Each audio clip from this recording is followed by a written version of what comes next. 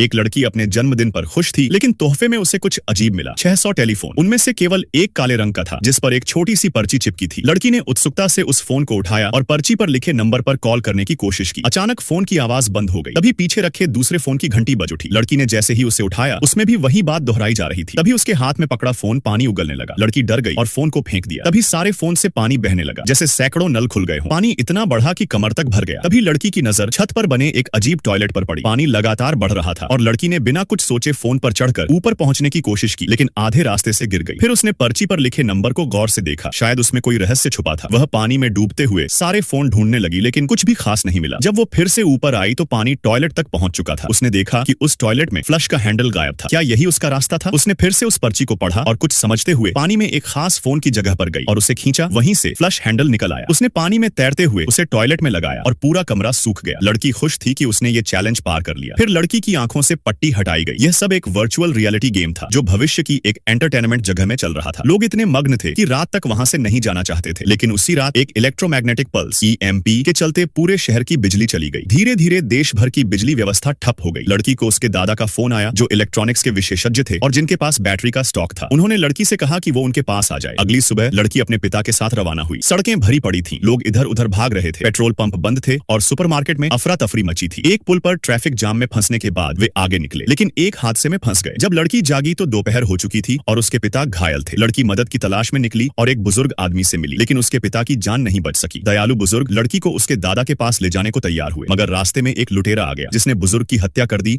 और उनकी कार लेकर भाग गया। लड़की डर के मारे कार की डिक्की में छिप गई। गाड़ी एक सुनसान जगह पर जाकर रुकी। जैसे ही लुटेरा बाहर निकला, किसी और ने उसे गोली